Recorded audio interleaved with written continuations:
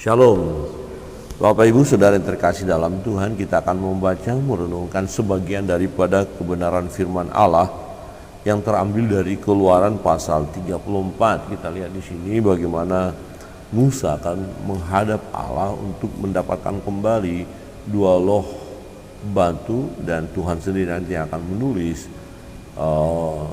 akan firman itu, ya. Ini dua loh batu yang kemudian akan kedua, yang sebab yang pertama telah hancur dilemparkan oleh Musa ketika Harun dan umat itu membuat lembu emas untuk mereka sembah. Mari kita melihat firman Tuhan ini, kita mengenal siapakah Allah kita. Di ayat pertama sampai ayat 10 kita akan baca secara bergantian. Saya akan membaca ayat yang pertama, Bapak Ibu Saudara yang terkasih dalam Tuhan membaca ayat yang kedua. Dua loh batu yang baru. Berfirmanlah Tuhan kepada Musa, pahatlah dua loh batu sama dengan yang mula-mula, maka aku akan menulis pada loh itu segala firman yang ada pada loh yang mula-mula yang telah kau pecahkan. Bersiaplah menjelang pagi dan naiklah pada waktu pagi ke atas gunung Sinai. Berdirilah di sana menghadap aku di puncak gunung itu. Tetapi janganlah ada seorang pun yang naik bersama-sama dengan engkau, dan juga seorang pun tidak boleh kelihatan di seluruh gunung itu. Bahkan kambing, domba, dan lembu sapi pun tidak boleh makan rumput di sekitar gunung itu. Lalu Musa memahat dua loh batu sama dengan yang mula-mula. Bangunlah ia pagi-pagi dan naiklah ia ke atas gunung Sinai seperti yang diperintahkan Tuhan kepadanya, dan membawa kedua loh batu itu di tangannya. Turunlah Tuhan dalam awan lalu berdiri di sana dekat Musa serta menyerukan nama Tuhan. Berjalanlah Tuhan lewat depan dan berseru, Tuhan, Tuhan, Allah penyayang dan pengasih, panjang sabar, berlimpah kasihnya dan setianya, yang meneguhkan kasih setianya kepada beribu-ribu orang, yang mengampuni kesalahan, pelanggaran, dan dosa. Tetapi tidaklah sekali-sekali membebaskan orang yang bersalah dari hukuman, yang membalaskan kesalahan bapa kepada anak-anaknya dan cucunya kepada keturunan yang ketiga dan yang keempat. Segeralah Musa berlutut ke tanah lalu sujud menyembah Serta berkata, jika aku telah mendapat kasih karunia di hadapan-Mu, ya Tuhan, berjalanlah kiranya Tuhan di tengah-tengah kami, sekalipun bangsa ini suatu bangsa yang tegar tengkuk. Tetapi ampunilah kesalahan dan dosa kami apabila kami menjadi milik-Mu bersama-sama. Firman-Nya, sungguh aku mengadakan suatu perjanjian di depan seluruh bangsa-Mu ini, akan kulakukan perbuatan-perbuatan yang ajaib seperti yang belum pernah dijadikan di seluruh bumi di antara segala bangsa. Seluruh bangsa yang di tengah-tengahnya engkau diam akan melihat perbuatan Tuhan, sebab apa yang akan kulakukan dengan engkau sungguh-sungguh dahsyat. Amin. Demikian jawab pembacaan firman Tuhan. Perbuatan Tuhan ajaib, perbuatan Tuhan dahsyat, luar biasa. Nah, dan juga Allah itu kudus. Itu sebabnya jika berhadapan dengan Allah yang kudus, maka umat mati kalau mereka tidak kudus. Nah, berbicara tentang kekudusan umat dalam konteks dalam PL, ya, sejauh mana mereka bisa menjaga hidup kudus. Ya, ini kan tekanannya perbuatan, melakukan. Nah, faktanya mereka gagal. Ya, mereka seringkali mendukakan hati Allah, seringkali bersungguh-sungguh, dan dalam pengakuan Musa tadi berkata bahwa umat itu adalah umat yang tegar tengkuk, dan hanya Musa lah yang dapat berhadapan muka dengan Allah.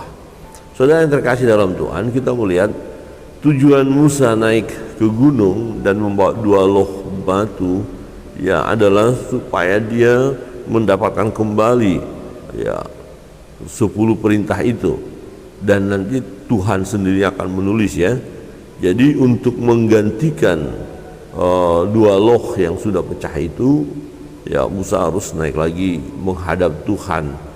Ya, di ayat 5 berkata, turunlah Tuhan dalam awan lalu berdiri di sana dekat Musa serta menyerukan nama Tuhan. Dan ingat, Tuhan katakan tidak boleh seorang pun dekat gunung itu. Ya, bahkan binatang-binatang pun tidak. ya betapa kudusnya Allah, betapa mulianya, betapa agungnya Allah itu. Hanya Musa yang layak menghadap. Ya itu pun karena Tuhan mau memberikan tugas khusus kepada Musa. Ya, dan memang firman Tuhan berkata bahwa Musa orang yang takut akan Allah ya. Ya, dia rela meninggalkan zona nyamannya demi umat pilihan Allah. Nah, saudara yang terkasih dalam Tuhan, ketika Tuhan ya hadir di tengah umat itu, ini sesuatu yang dahsyat ya. Allah yang kudus kalau hadir ya di tengah-tengah umat, dan ada umat ya hampir semua boleh dikatakan tidak takut akan Allah ya. Gampang sekali mereka berbuat dosa, gampang sekali mereka menyembah Allah-Allah lain. Nah, kita lihat Allah kita itu adalah Allah yang sabar, Allah yang penuh kasih, Allah yang mengampuni. Ya, dia Bapa yang baik, sangat baik. Tetapi dia bukan Allah yang dapat dipermainkan. Ya, dia bukan Allah yang ya pokoknya Allah kan baik, jadi dimanfaatkan ya. Tidak. Allah konsisten, Allah tegas. Nah, bagi mereka yang bertobat ya kasih setianya, tetapi bagi mereka yang tidak mau bertobat adalah penghukuman ya. Berjalanlah Tuhan lewat dari depannya, depan Musa, dan berseru, Tuhan, Tuhan Allah penyayang dan pengasih, panjang sabar, berlimpah kasihnya dan setianya. Jadi berbicara tentang kasih Allah nggak perlu kita ragukan ya. Tidak perlu kita meragukan akan kasih Tuhan. Tuhan itu penyayang, pengasih, panjang sabar. Nah, berbicara panjang sabar menarik sekali. Ini gampang sekali kita pahami karena kita pelakunya adalah orang-orang yang mendukakan hati Tuhan ya. Kita orang-orang yang kadang-kadang atau lebih sering menyingkir dari jalan Tuhan ya, melenceng, tetapi Tuhan tidak membiarkan kita ya. Tuhan kemudian mengambil kita dan menempatkan kita kepada jalan yang benar ya. Jadi panjang sabarnya Tuhan ini sungguh dahsyat, luar biasa ya. Dan itulah pribadi Allah kita ya, dia berlimpah kasihnya dan setianya. Dia Tuhan yang selalu bersama dengan kita ya, yang meneguhkan kasih setianya kepada beribu-ribu orang, yang mengampuni kesalahan, pelanggaran dan dosa. Jadi bagian pertama yang perlu kita renungkan pagi hari ini adalah ya, ketika kita menyadari akan kesalahan kita, akan dosa kita, jangan tunda-tunda, jangan terus melakukannya ya, jangan tegar tengkuk, jangan keras kepala, tetapi bertobatlah ya. Jadi kasih setia Tuhan ya, panjang sabarnya adalah menantikan supaya orang-orang yang hidup di dalam kegelapan itu bertobat, atau orang-orang yang hidup dalam kefasikan mereka bertobat. Nah, ini panjang sabarnya Allah itu di situ. Dia menantikan seseorang itu untuk bertobat, untuk datang kepada Allah ya.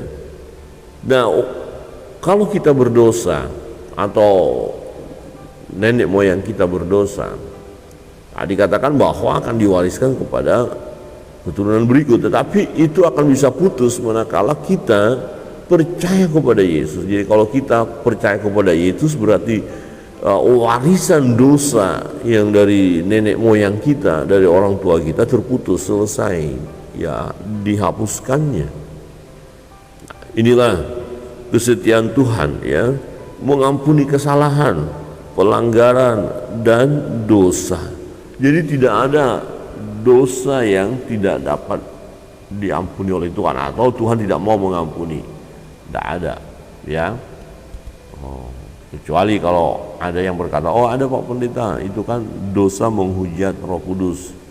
Nah, itu memang orang yang belum bertobat ya, dan memang dosanya tidak akan diampuni karena dia menghujat Roh Kudus. Bagaimana dia bisa bertobat kalau Roh Kudus sendiri dia tolak ya. Jadi untuk orang yang menyebut dirinya orang percaya, ya, maka kita lihat sebelum orang itu datang kepada Tuhan, ya, kehidupan lama juga ada pelanggaran, ada dosa, ya, bahkan orang tua warisan dari nenek moyang. Tetapi ketika seseorang itu percaya kepada Yesus, maka di situ dia putus. Jadi tidak lagi warisan dosa dari leluhur, dari orang tua menimpa hidup kita, tidak. Ya, tidak diwariskan lagi kepada kita kalau kita sudah selesaikan percaya Yesus. Nah, bagaimana dengan kita? Kita kepada keturunan kita berikutnya juga akan berlaku hal seperti itu, ya, yang meneguhkan kasih setianya kepada beribu-ribu orang yang mengampuni kesalahan, pelanggaran dan dosa, tetapi tidak sekali-kali membebaskan orang yang bersalah dari hukuman, yang membalaskan kesalahan bapa kepada anak-anaknya dan cucunya kepada keturunan yang ketiga dan yang keempat. Jadi orang yang tidak mau bertobat, orang yang terus melakukan kesalahan, nah, maka dia akan, ya, mendapatkan pembalasan, ya, hukuman, bukan hanya dirinya tetapi juga anak-anaknya. Ya, bahkan dikatakan kepada keturunan yang ketiga dan yang keempat. Jadi ini sesuatu hal yang perlu kita renungkan. Jangan sampai karena kelakuan kita, perbuatan kita yang melawan Allah, yang membangkang terhadap Allah, nah akhirnya generasi berikutnya adalah menjadi generasi yang akan dimurkai oleh Tuhan, dihukum. Kenapa?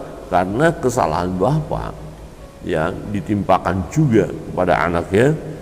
Maka dikatakan yang membalaskan kesalahan bapa kepada anak-anaknya dan cucunya kepada keturunan yang ketiga dan keempat. Jadi seorang orang tua, ya, harus memikirkan hal ini. Ya, jangan sampai anak-anak keturunan berikut, ya, mengalami kesengsaraan yang luar biasa, ya. Jangan sampai mereka tidak datang kepada Tuhan. Jangan sampai mereka tidak berseru di dalam nama Yesus. Jangan sampai nanti mereka akan masuk neraka, begitu, ya. Tetapi orang yang bertobat, wah, ini tadinya melakukan dosa, kesalahan, mungkin orang tua, kakek, nenek, wah, ini jahat sekali. Tetapi, ya, Tuhan menantikan supaya ada pertobatan. Nah, bagian lain firman Tuhan mengingatkan kita bahwa Tuhan tidak lalai menepati janjinya, walaupun ada orang yang mengatakan bahwa Tuhan lalai, tetapi Ia sabar terhadap kamu, dikatakan, ya, supaya orang tidak mati di dalam kefasikannya.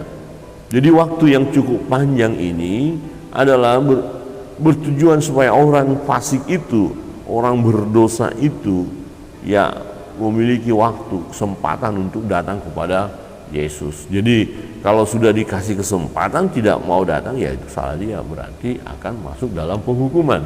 Jadi kita yang meresponi firman Allah, nah, kita bersyukur kita bertobat. Nah, sudah bertobat, ya, amin.